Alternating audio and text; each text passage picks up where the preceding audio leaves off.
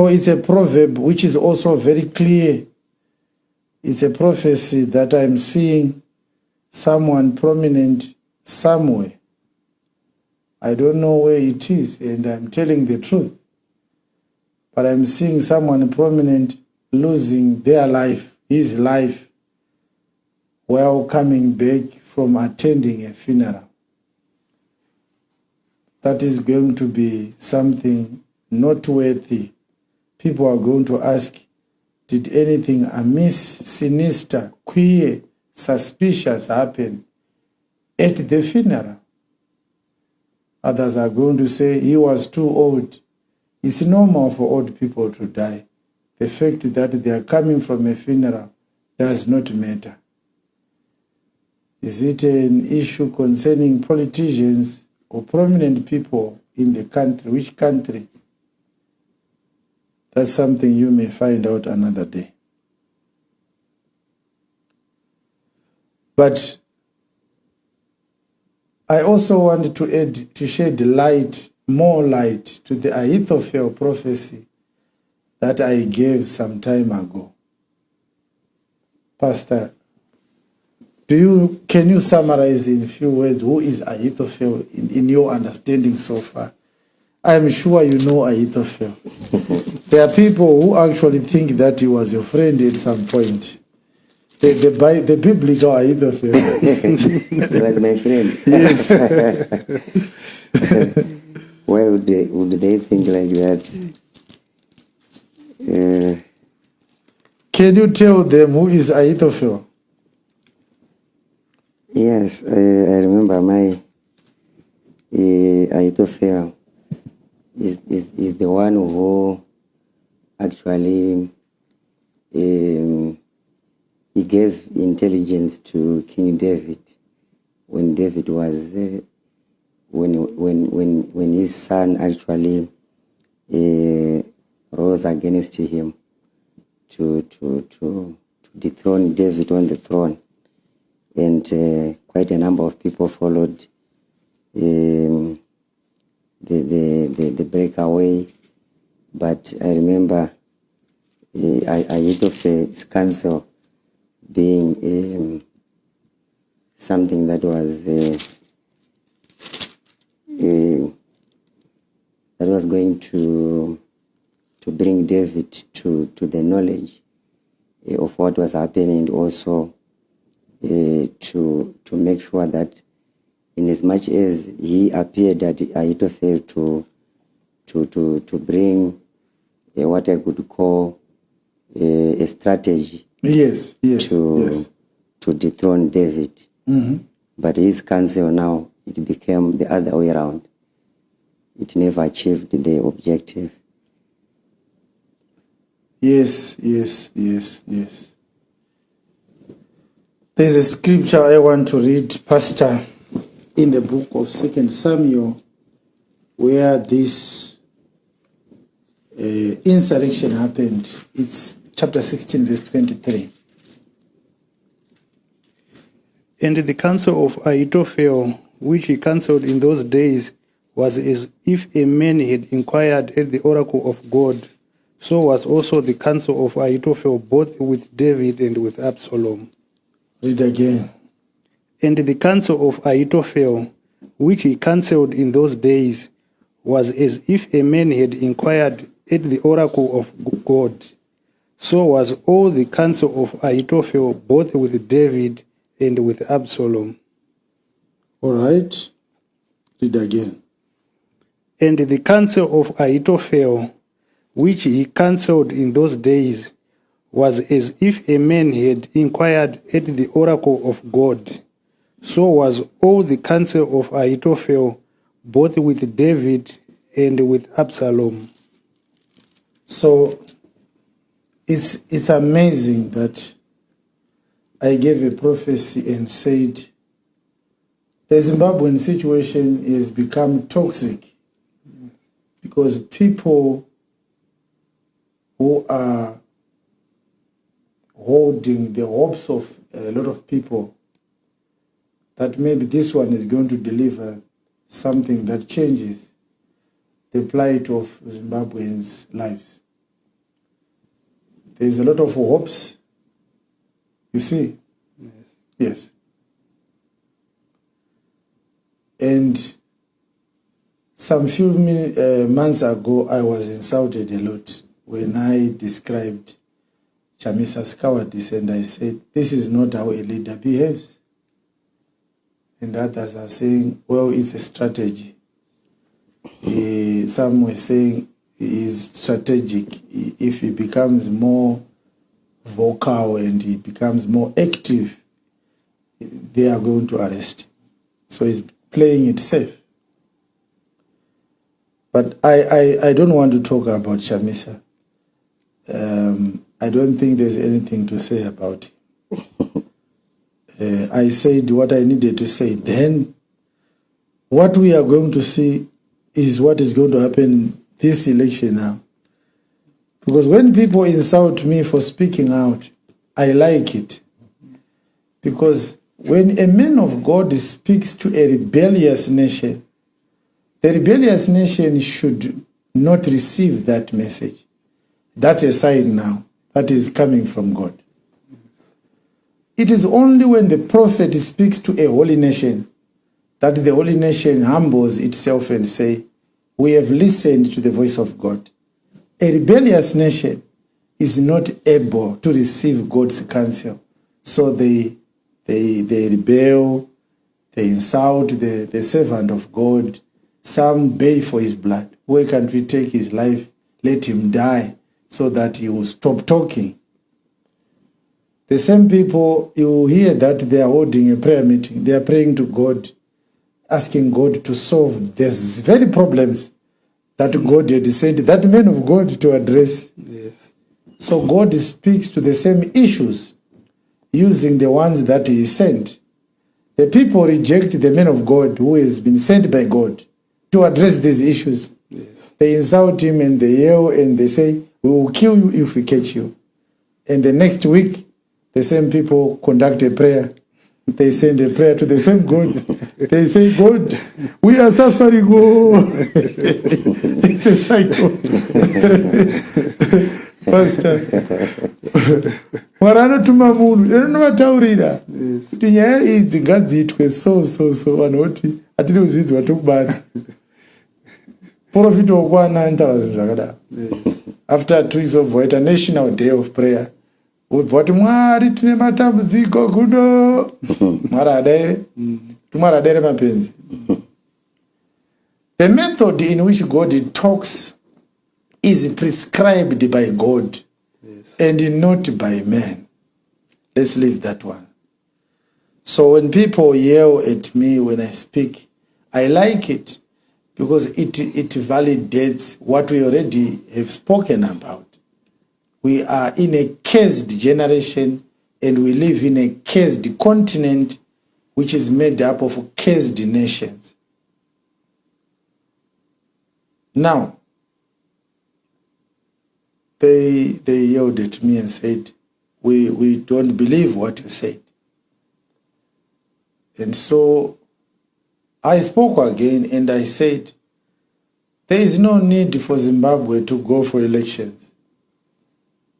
And people said, we must go for elections and change the president. They are hopeful that they are going to vote and Chamisa will win. And ZANU-PF will surrender and Chamisa will become president. Just like that. Well, a sober-minded person who knows the Zimbabwean story will actually marvel at that myopia and simplicity. But that's how our people think anyway. We will be here. Of course. Yes. After the election results are announced, we will be here as well. Yes. We will be here as well. So there's nothing to say about Mr. Chamisa. We don't want to talk about him. We want to talk about the Ahithophel prophecy. You see,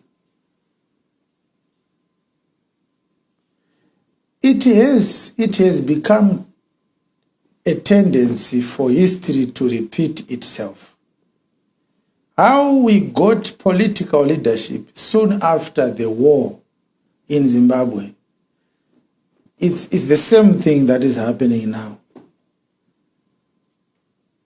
People were focusing on independence. But during the election time, when they were choosing a prime minister, at that time, a lot of manipulations took place. What was supposed to happen did not happen. And the election result that came out at that particular time did not fully represent the will of the people. And I'll speak, I know those who claim to have been in the war are going to say, you talk about something you know nothing about. Well, is that true? Is that true, really? It's not. As I talk right now, the contribution of Mr. Joshua Nkomo to the independence of Zimbabwe has been watered down deliberately to the extent that people do not understand that had things not been manipulated, the person who actually deserved to be our president was not Mr. Mugabe or the ZANU-PF candidate. It was supposed to be Joshua Nkomo. Tribalism played a bigger part to deprive someone who had worked harder to liberate our people from the hands of the colonial rule. And from the time the Unity Accord was signed until he died, people heard more about Robert Mugabe than they heard about Joshua Nkomo. And when you look at their credentials, you won't tell unless you are not naive now. You won't tell that in terms of political credentials, Mr. Mugabe was a junior to Joshua Nkomo by all standards. The only thing he was good at is manipulating the people, and also he was a chess player, a good chess player politically. He was very, very manipulative, and he played this game cunningly to become prominent. And because people died, Mr. Nkomo surrendered. He said, I'll take the vice presidency for the sake of the people. And the story was shut down. If you read the history books today, even those who went to school, I went to school in Zimbabwe, you hear very little about Joshua Nkomo, and you hear a lot about Mr. Mugabe. You hear very little about the Zipra forces. You hear a lot about the Zanda forces. But if you are not wise, you will not understand that the first military to actually attack and to decide to go to war against the white minority oppressive regime were not the Shonas, who comprised much of the Zanda people and the ZANU party. It was the Ndebeles. They fought the white men in the Ndebele war alone without the Shonas. Yes, quite interesting. So the history we know now is manipulated by the Shonas to suppress the role that was played by the Ndebeles. So Mr. Mugabe lifts his fist and says, Pamberne ZANU-PF, we fought for this country. But that's not exactly the correct narrative. It was a joint operation. If you don't know, you should know. You should know. So this history was very influential in deciding and giving those guys who wanted to take power prominence. The electoral process was manipulated. We know this. I can stand in court and answer to these charges. I have very, very authentic sources. That Mr. Nkomo was not allowed to campaign in most of the Mashonaland provinces during those election campaigns. And by so doing, many Zipra supporters were not able to express their will Some of them were abducted, they died. Some of them were beaten, just like what is happening now. Just like what is happening now. So history is repeating itself. Manipulation, selling out, receiving money behind closed doors, and becoming a sham opposition. One who goes on the front and says, we don't want this. And at night he sneaks through the door. He goes to the very opponent of his and he says, don't worry, you will not lose any election. I'm just there to show them a picture that you have got some contenders. But I have no interest of taking over. What do you give me for giving you no competition? So he goes back home with an envelope of money. So whenever things that are important are happening, you don't see him. He always comes to the people conveniently when people are looking for someone who is serious to actually bring a solution that can save lives. It's not about giving people a cozy life, a comfortable life. It's about saving life. Survival is what people need. Now, as I say now, I'm saying this, I want to clarify the Ahithophel. Because if you look at verse 30,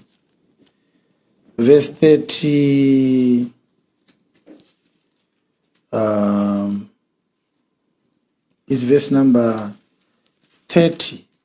Let's read verse 31. Chapter 15, verse 31. And one told David, saying, Ahithophel is among the conspirators with Absalom. And David said, O Lord, I pray thee, turn the counsel of Ahithophel into foolishness.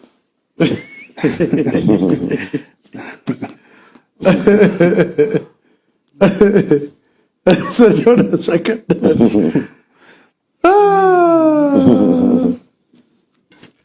So David was angry, wasn't he, Elder? Yes, he was. Because Ahithophel was his close friend. Yes.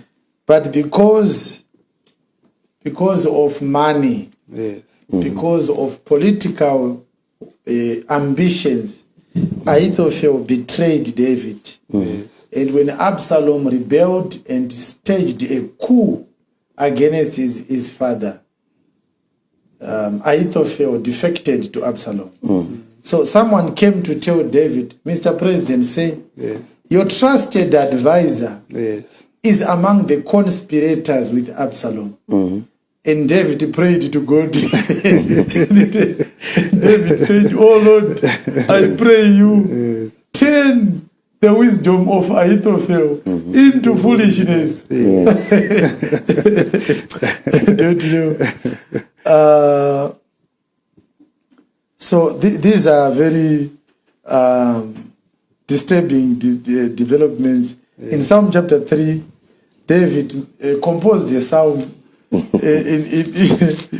when he was being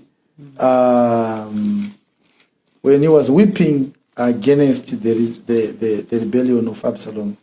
What does he say? Lord, how are they increased that trouble me? Yes. Men are they that rise up against me. Yes. Men they be which say of my soul, there is no help for him in God. Yes. But thou, O Lord, art a shield for me, my glory, and the lifter up of mine head.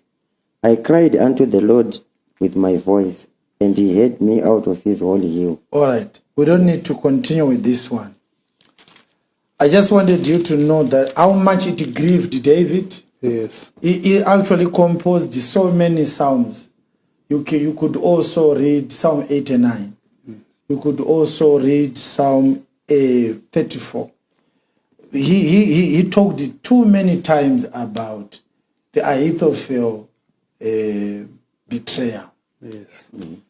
So the disadvantage of being advised, Pastor, is that when you are being advised, you have to tell your advisor what you are facing Yes. Because he can't advise you when he is less informed. Yes. So advisors eventually tend to know more Yes. about their advisees or to their clients. Yes. You see, if I ask you to advise me, you are going to say, what matters do you need advice on? Yes. And so I have to tell you. So if you advise me for a long time, you are going to know more and you become dangerous. Yes. So when David was told that his advisor has defected, he knew he was finished. And the only one who could help me this time That's good. was God. So he said, "Oh Lord, I pray you, turn the wisdom of Ahithophel into foolishness." Yes. So if you do not know, eventually Absalom rejected Ahithophel's advice.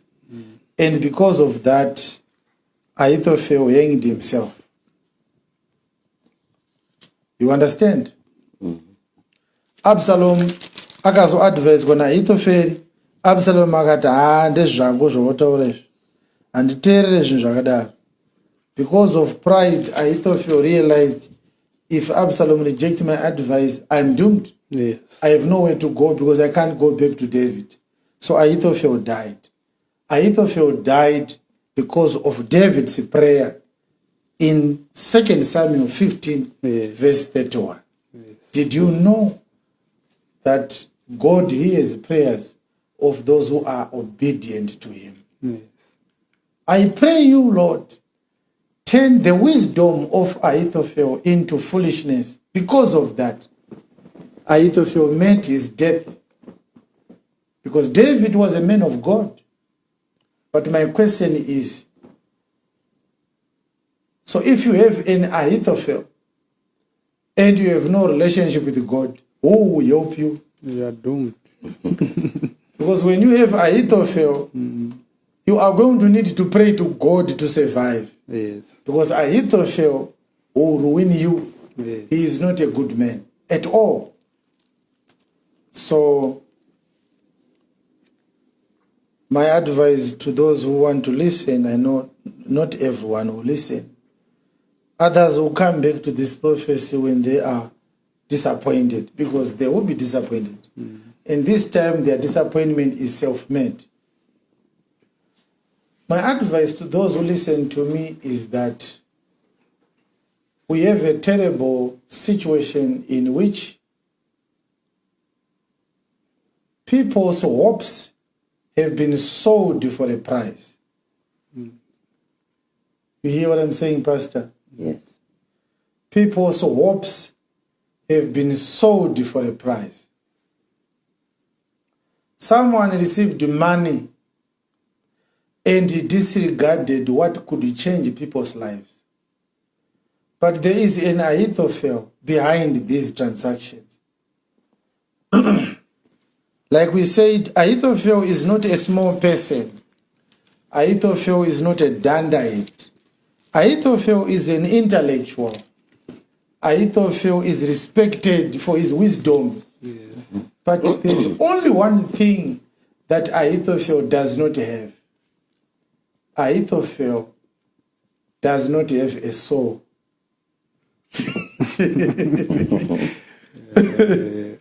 So imagine you are meeting someone who is handsome, Yes. okay, to the extent of qualifying to be described as beautiful, even though he's a man. Yes. He's handsome, well-spoken. He's also an intellectual, experienced. Everyone comes to him looking for advice. But that someone has no soul, which is one of the most important things in humanity. What makes us a human is the soul. Yes. That person has no soul, it means he has no conscience. He feels for nobody, he cares for nobody but himself and his personal ambitions. So we have a cause that has been sold for a price. And the problem we have is we have no not an initiative so far on, number one, I don't know if you have realized that in the past 8 to 10 years now, our awareness has become very, very low. People used to be aware, alert, conscious of what exactly is the problem. Yes. Now people do not know what is the problem. They also do not know who is the problem. They have no idea if these problems are like this, where do we start? If we are to diagnose this problem and offer solutions, where do we start? What is the starting point? Our people are increasingly losing interest in things that matter. They are now getting themselves bandages, band-aids to cover up the short-term pain for a short-term relief, but abandoning the long-term complications which are going to tax our population. So these are problematic issues. It's a prophecy. I'm speaking about things that happen inside closed doors, and people hope nobody will find out. Nobody will find out. I desire with my heart that everyone might find a good life. I desire that there be stability in Zimbabwe. I desire that someone can go to work and earn his salary and be able to put his money in a bank and come back after 12 months to receive his money without hearing stories, receiving his money in the right currency that he left it in, without that money having lost all its value because of policies. I desire that someone may go to work and come back home safe and healthy. I desire that people go to school and earn qualifications and find jobs. These are desires that every Zimbabwean has. But the problem is we have a bigger problem than these problems. Our problem is now we do not have the right people to prosecute these problems. The people we are putting hopes on are the ones who are being advised by the Ahithophels that I'm prophesying about. Now,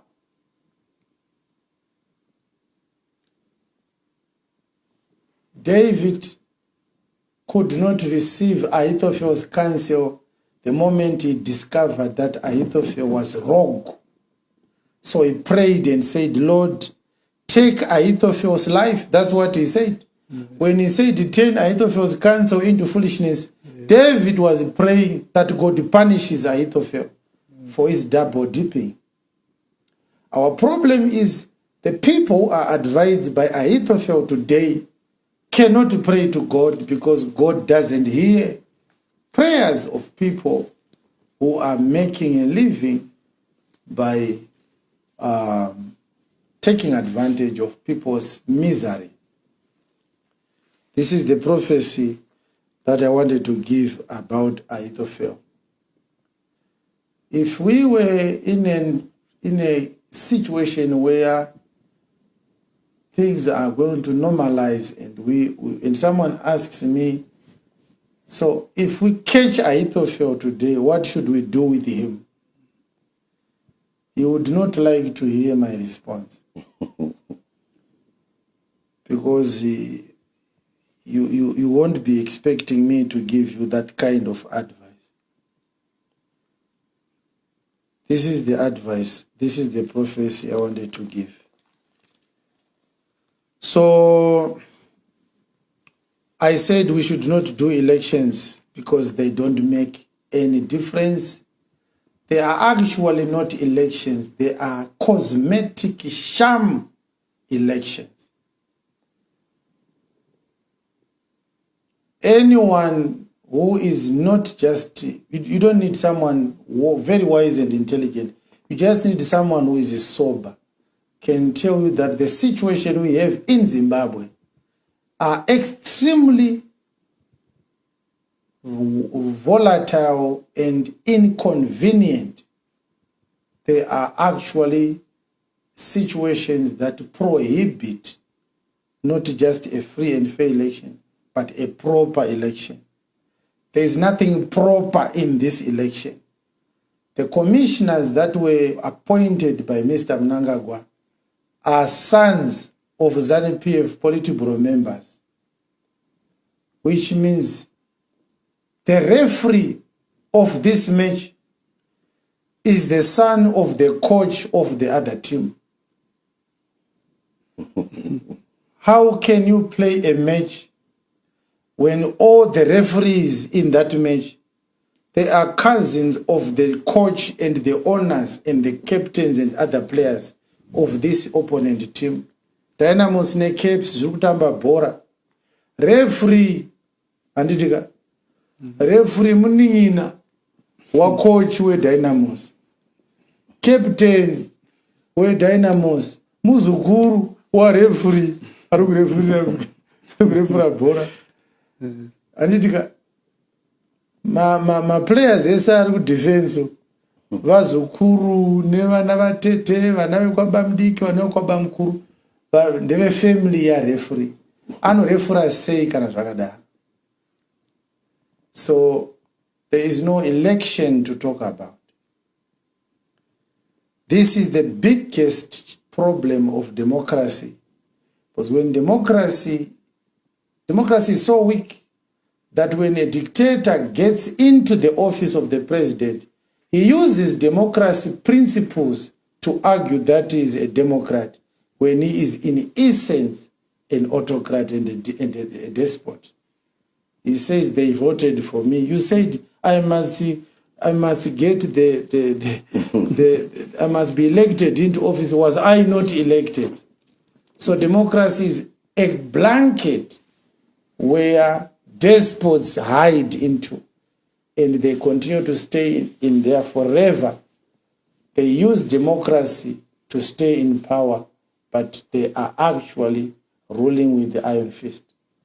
We have a dictator refusing to leave office, and his excuse is democracy. He appoints the chairperson of ZEC, he appoints the commissioners of ZEC, he appoints the commissioner of police, he appoints everyone. And now he commands them, he says, I will kill you if you don't do what I want. Who will referee such kind of a match? This is a problem. As a Zimbabwean, my advice to Zimbabweans is, when you go for this election, go with half of your eye, one of your eyes closed and one of your ears closed. No voto wakade. No voto wakavhara one ziso wakavhara one nzeve. Chiza kuti zvandiri kuita izvi tiri kuvaraidza nguva kuteya nzou neriva. The money that we are going to waste on elections could actually build hospitals. It's a waste of money. But my problem is Ahithophel.